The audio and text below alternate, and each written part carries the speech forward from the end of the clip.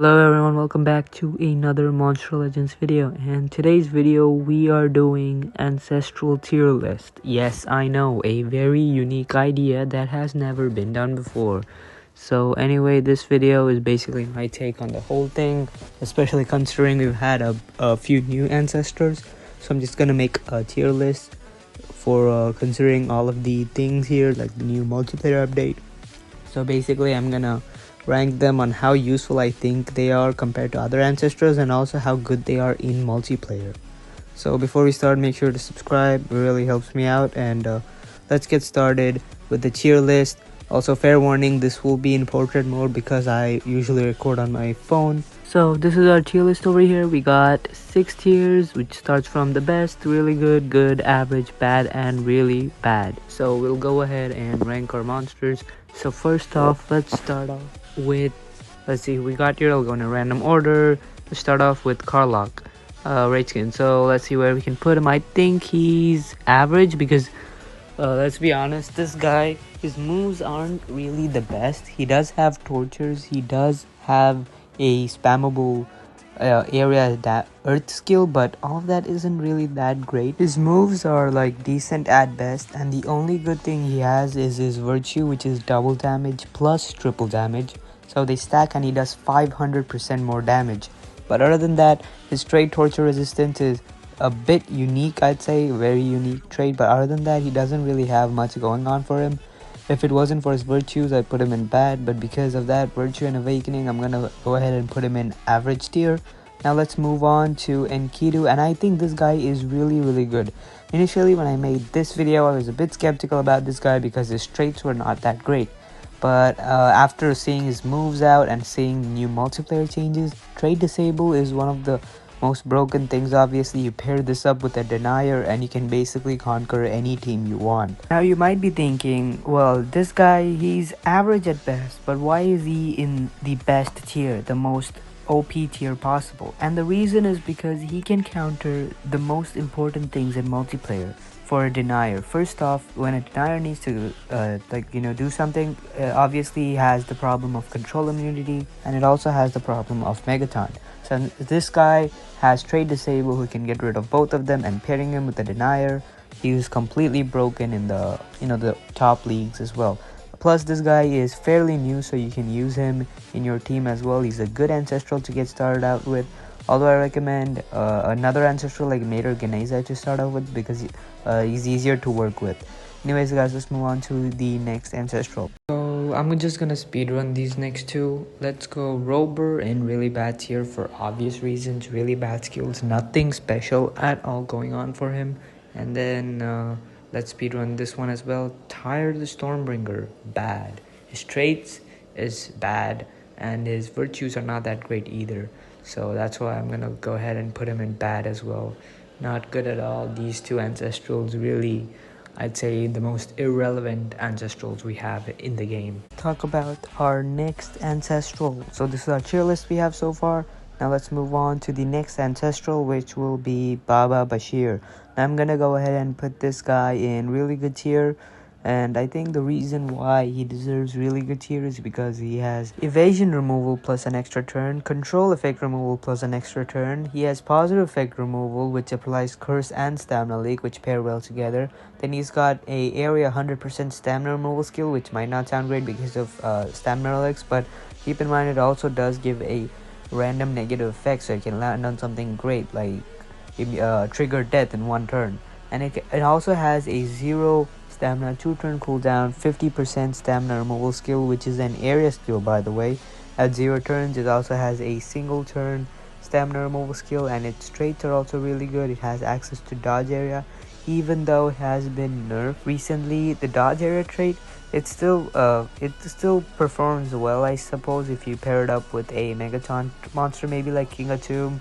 But he's pretty good. Another broken thing about this guy is his awakening condition, where he needs to remove positive effects 6 times, which is really easy because his moves really support that. And his virtues are also pretty good. First off, he has self-control immunity, so it makes sure he doesn't use, his own ancestor skill on his own team. And he also has team double damage, not just him double damage, team double damage. So if you have an attacker like Jestin or Griffania, it's just gonna boost up the damage output, and it's gonna stay that until the Awaken skill has been done, which is also insane. It applies pierce and does not heavy, not very heavy, but insane special magic damage. And mind you, this is with pierce as well, so it's gonna bypass taunt, it's gonna bypass mega taunt, it's gonna bypass shield, damage mirrors, all of that, and it's gonna do insane area magic damage, which even adds more to this guy. And that's why I think this guy deserves to be on the really good tier. And now moving on to the next monster, let's see who we can do here. How about this guy, Griffania? Alright, you are the chosen one. I think I'm gonna put you in really good. Actually, you know what, I take that back. Griffania has not been that good recently, so I'm gonna go ahead and put him in good tier. The reason why is that Griffania, when he came out, he was obviously an overpowered attacker. Everyone always used that guy. Every single multiplayer team had this guy. In fact, even now, if you play multiplayer, you see some of the OG teams still using Griffania. Now, this guy, he obviously was really good for an attacker at the time. He has a pierce move, which does water damage. Then he has an area move, which gives daze. Then he's obviously got a self-evasion move, which is also really handy. And his awakening is, I'd say, the easiest one out of all the Ancestrals. The awakening is that your team needs to attack 5 times. That's it. Your team needs to attack 5 times and your monster has been awakened. It's that easy. And now this guy's virtues are also good. He has a damage increase, which is only 25%, which doesn't sound that good, but it stacks on later because it is permanent as long as you don't use the ancestral skill. And he also has a skill mirror, which is also insane because as an attacker, having skill mirror is pretty broken, because once your enemy does damage, you're going to do way more damage than that because of its insane power output. So that's why this guy's in good tier. The only thing that's stopping him from going any higher is that he doesn't have any moves that break the game or something like other Ancestrals, which we're going to discuss later on. But he doesn't have moves that really break the game. That's why he's going in good tier. And now moving on to the next Ancestral, which I will be choosing Thedon. And this guy is going straight into the best tier, no doubts whatsoever.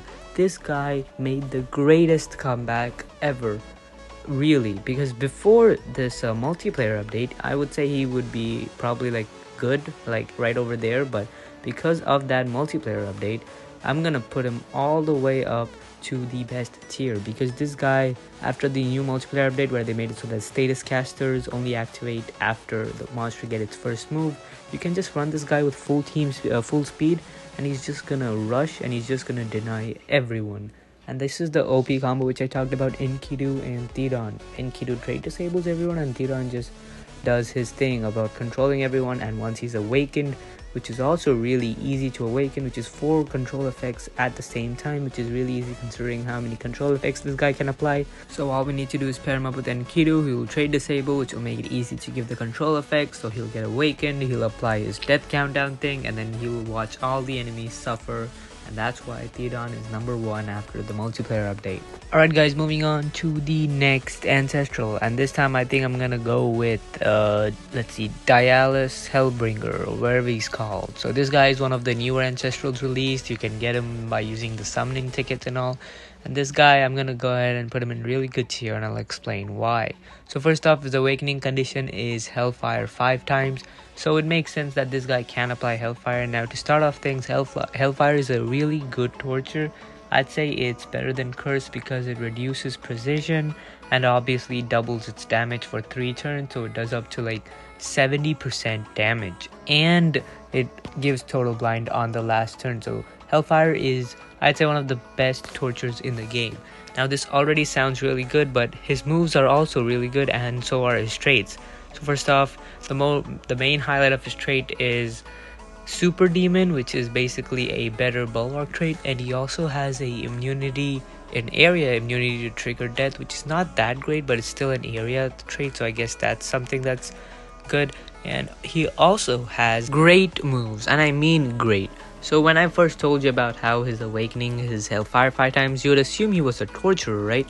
Well, you're wrong, because he can do tortures and he can control. He has an area possession skill, and he also has a single target mega possession skill, which is insane. And he also has an area fear skill, which also gives fear, hellfire, and self regeneration. And he also has an area random torture skill with a 0 turn cooldown, so you can basically keep applying tortures, and because of the amount of random tortures he can apply, it's gonna work really well with his awakening condition as well. Obviously based on luck, if you get lucky, you'll get hellfire. So his awakening virtues are torture immunity and dodge area. Now torture immunity it's good, but I guess it's not that good for a virtue. But his other virtue, dodge area, is really good, because unlike the normal dodge area, which has a cooldown, the virtue dodge area is basically permanent. So it's gonna work really well with a taunt monster as well. So because of that, I'm gonna go ahead and put him in really good tier. And now moving on to the next monster, which now I'm going to pick Evaris. So let's go ahead and put Evaris in about good or really good. Let's go ahead and put him in really good tier.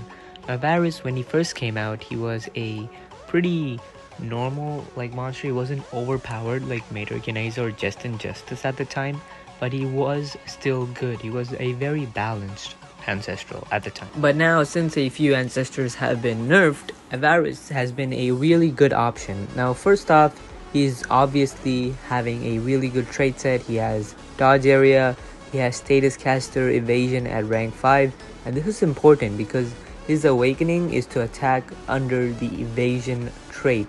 So he needs to attack with the evasion trait in his thing, and he has many skills which do that and help him get awakened. So for Evaris, it is really easy for himself to get awakened as well. And his virtue is what I want to talk about. His virtue is the main thing. His virtue is spirit and skill mirror. Now for the people who don't know what spirit is, it's basically, it makes it immune to every single negative effect in the game. And this is not just normal negative effects like, tortures and control effects and all that. It also helps him with cooldown activation. So this guy just cannot be denied whatsoever when he's awakened. And he's got access to fear, and not just single target fear, area fear move access as an attacker. So that is pretty neat. So that's why I've put him in really good tier. And you know what, I actually don't think Baba Basheer is that good, so I'm gonna go ahead and put Baba Basheer in good tier, because obviously Baba has been nerfed recently. I don't think he deserves really good tier.